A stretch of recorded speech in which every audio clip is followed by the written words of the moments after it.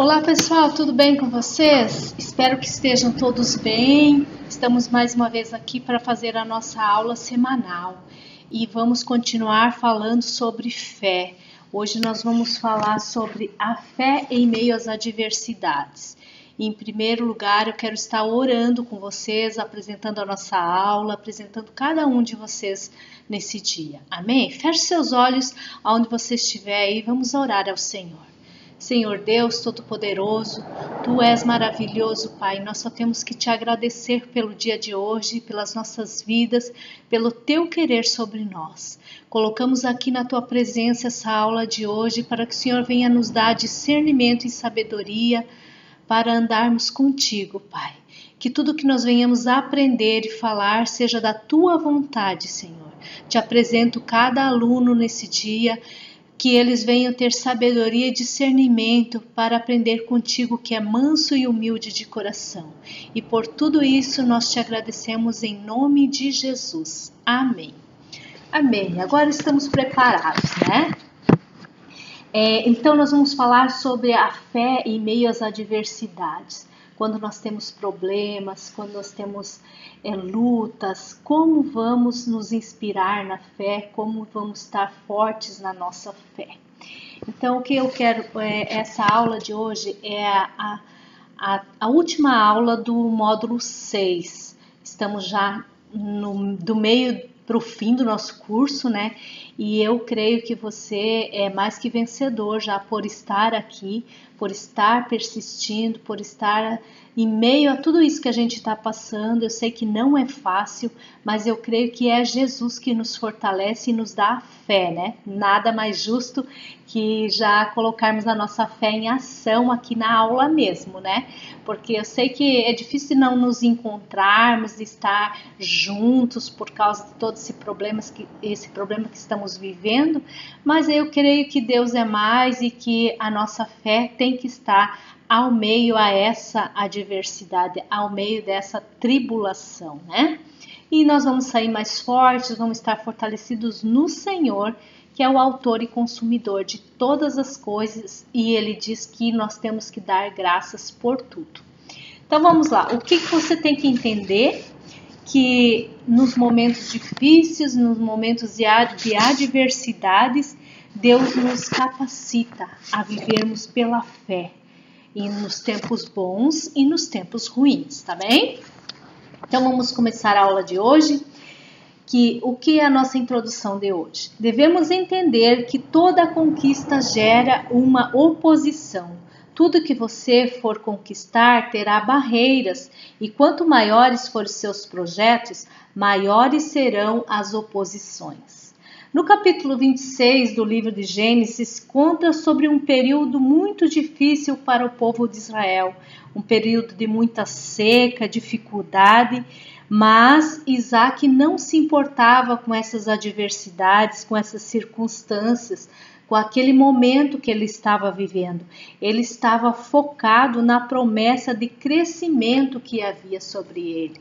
E nós, da mesma forma, nós estamos debaixo de uma promessa, de uma palavra que foi lançada sobre nós no início do nosso ano. Essa palavra é a palavra de prosperidade, que esse ano seria o ano da prosperidade. E nós não podemos nos diminuir, no fracassar por causa desse problema, dessa pandemia que estamos vivendo, não. Nós temos que colocar a nossa fé em ação em meio a essas adversidades e lutar, porque o nosso opressor, o nosso inimigo, ele está sempre à nossa espreita, esperando uma brechinha. Então nós temos que lutar, colocar a nossa fé em ação em meio aos problemas. E Isaac, ele tinha esse problema naquele momento, mas ele não enxergava dessa forma. Ele olhava para a promessa que ele tinha, a promessa que Deus tinha feito para ele. Vamos ler lá no livro de Gênesis 26, 11 e 16. E semeou Isaac naquela terra e colheu, naquele mesmo ano sem medidas, porque o Senhor o abençoava. E engrandeceu-se o varão e ia engrandecendo até se tornar muito grande. E tinha possessão de ovelhas, vacas e muita gente ao seu serviço, de maneira que os filisteus começaram a invejar. E todos os poços que os servos do seu pai tinham cavado nos dias de Abraão, seu pai, entulharam e encheram de terra. A inveja dos filisteus começou a crescer, né? Porque eles viam que o Isaac estava prosperando, que o Isaac estava crescendo. Então eles começaram a entulhar os poços de água que o pai do Isaac abrira. Isaac poderia se deixar influenciar pelas circunstâncias do momento, onde tudo estava difícil, onde o povo passava fome e escassez, mas Isaac tinha uma palavra sobre ele, sobre a sua vida que Deus tinha dado. Ele seria grande sobre a terra, por isso não se deixou abater e cheio de ousadia e fé em Deus, semeou em uma terra infrutífera. E as escrituras dizem que ele prosperou abundantemente a ponto de causar inveja aos filisteus. Então, se você tem fé, você não pode olhar para as adversidades, não pode olhar para as tribulações, você tem que ter fé e se lançar naquela palavra que você tem. Então, se você não tem essa palavra, procure na Bíblia, procure conversar com alguém. Quando você estiver com problema, não fique parado, não fique esperando algo acontecer. A Bíblia diz que a fé sem obras ela é morta. Então, nós temos que colocar nossa fé em ação quando nós estamos com problema, quando estamos nas adversidades. E Deus será conosco, porque Deus se agrada da pessoa que busca, da pessoa que bate. Ela faz a diferença quando ela coloca a fé dela em ação. O maior tesouro para um homem que morava no deserto era a água, e Isaac tinha herdado muitos poços do seu pai Abraão, e isso causou inveja aos filisteus, de modo que os mesmos entulharam os poços e encheram de terra. Não importa quais são os seus projetos, sempre haverá alguém para prejudicá-lo. A palavra de Deus diz que a inveja, ela corrói os ossos, ela seca os ossos. A pessoa que tem inveja, enquanto ela não fizer a maldade, ela não sossega, ela precisa estar fazendo alguma coisa para atrapalhar a pessoa que ela tem inveja. Provérbios 14:30 diz assim: o sentimento sadio é vida para o corpo, mas a inveja apodrece os ossos. Já pensou? Apodrece os ossos, a inveja corrói os ossos. É como um câncer, né? A inveja é como um câncer. Somos assistidos o tempo todo pelo mundo espiritual. Por isso, os demônios irão usar as pessoas e situações para abalar a nossa fé, nos fazendo perecer, mas Deus é o nosso escudo, é a nossa fortaleza, é o socorro bem presente na hora da angústia. E somente nele encontraremos descanso, encontraremos tranquilidade, encontraremos paz. Isaac sabia mais do que ninguém que em meio às adversidades temos um Deus que é o nosso pastor, o nosso guardião, e é Ele quem nos leva a caminhar por pastos verdejantes, por águas tranquilas. Quando nós servimos a Deus, nós colocamos a nossa fé em ação e nós temos aquela paz que excede todo entendimento, porque Deus nos guarda, porque Deus é conosco, Ele está sempre pronto a nos gratificar com a nossa fé. Por isso que Ele se agrada de um coração que tem fé. Vamos ler lá em Tiago 1:2, no capítulo 1, versículo 2 e 3. Meus irmãos, tende bom gozo quando caíres em várias tentações, sabendo que a prova da vossa fé produz a paciência. Você pode estar dizendo assim: como que eu vou ter gozo, vou ter alegria quando vier a adversidade, quando eu estiver passando pelo problema. Mas a Bíblia diz que a fé, ela produz paciência. E nós temos que ter paciência. Deus se agrada da pessoa que é paciente.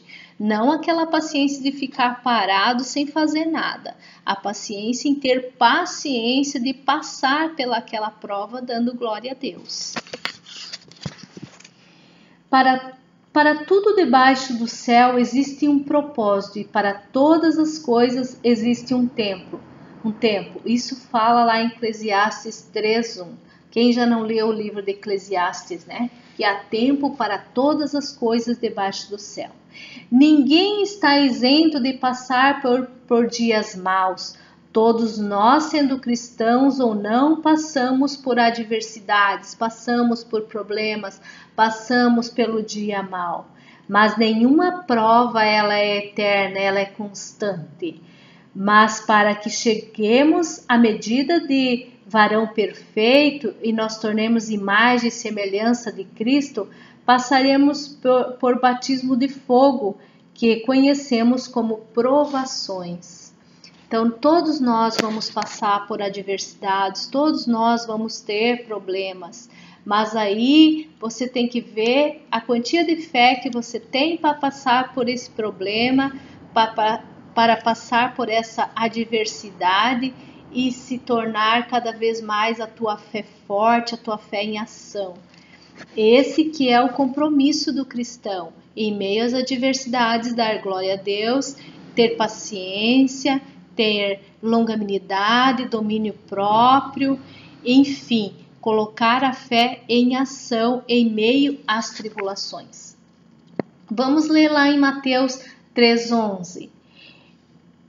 E eu, em verdade, vos batizo com água para o arrependimento, mas aquele que vem após mim é mais poderoso do que eu. Não sou digno de levar as suas sandálias. Ele vai batizar com o Espírito Santo e com fogo. Esse é o nosso Senhor Jesus, quando Ele nos dá o batismo no Espírito Santo. Ele nos batiza com fogo. Deus não tem prazer em nos ver sofrer, mas Ele usa de métodos para nos fortalecer e nos abençoar. Deus não tem prazer em ver o filho dele sofrer. É igual nós pais, quem é pai, quem é mãe, sabe disso. Nós não temos prazer em ver o nosso filho sofrer. E Deus é assim, nós somos filhos dele. Vocês acham que ele ia, eu tenho que fazer esse aqui sofrer? Não, ele não quer ver ninguém sofrer. Pelo contrário, ele quer nos abençoar. Mas ele precisa também nos corrigir como nós corrigimos o nosso filho. Muitas vezes tem um filho rebelde, um filho desobediente. O que nós vamos fazer? Nós vamos tirar as coisas que ele gosta para que ele venha ver que ele está errado e venha crescer, venha ser uma pessoa melhor. E assim é Deus conosco. Quando Ele vê que nós não estamos prosperando na nossa fé, que fizemos algo errado, que não está certo, Ele também retém as bênçãos dele. Por quê? Para que nós cresça, nós tenha fortalecimento espiritual. O maior batismo de fogo foi quando Jesus decidiu se entregar como oferta pelas nossas vidas, nos libertando e nos trazendo vida. Jesus, mesmo sendo Deus, se fez homem, sentiu dores, cansaço, tristezas, adversidades, passou por provas, até Jesus passou por provas. Mas ele tinha um foco naquilo que Deus tinha entregado para ele. Deus Pai confiou a humanidade nas suas mãos e Jesus foi aprovado quando consumou sua obra redentora de cruz. Então, Jesus já levou todas as nossas dores, as nossas adversidades na cruz. Basta nós ter fé para prosperarmos nessa caminhada com Jesus. Portanto, nossa fé não pode depender de estações da nossa vida. Nossa fé, ela vem de Deus. e Ele nos garantiu vitória através do sacrifício de Jesus, derramando todo o seu sangue na cruz, nos fazendo mais do que vencedores. Nosso comportamento durante as adversidades nos prediz se seremos aprovados ou reprovados. Coisas como murmuração, brigas, insatisfações, pensamentos contrários nos remetem ao fracasso. Alguém que sabe se portar em meio ao deserto está conduzido pelo Espírito Santo ao lugar da vitória. Então, se você sabe se comportar na hora das adversidades, na hora dos problemas, na hora da insatisfação, Deus vai te conduzir ao lugar da vitória. Deus vai te dar vitórias. Então, quando vier o problema, não adianta nós murmurarmos, nos queixarmos. Não, nós temos que orar a Deus e pedir sabedoria para que Ele nos dê para passar por essa prova que estamos passando. Lá no livro de Romanos 8,14 diz assim: porque todos os que são guiados pelo Espírito Santo de Deus, esses são filhos de Deus. Seja guiado pelo Espírito Santo, deixa Deus te usar, deixa Deus fazer na tua vida. Não queira colocar as coisas com a força do seu próprio braço, não queira fazer sozinho, peça ajuda ao Espírito Santo e Ele te dará. E para nós terminarmos a nossa aula, se esse versículo estivesse ao contrário, por exemplo, todos os que são filhos de Deus são guiados pelo Espírito Santo, seria fácil culparmos a Deus pelas nossas decisões erradas, porque Ele seria o responsável pelo nosso fracasso. Mas Deus nos dá uma chave para podermos sair do deserto da vida, que se chama dependência. É o que eu estava falando.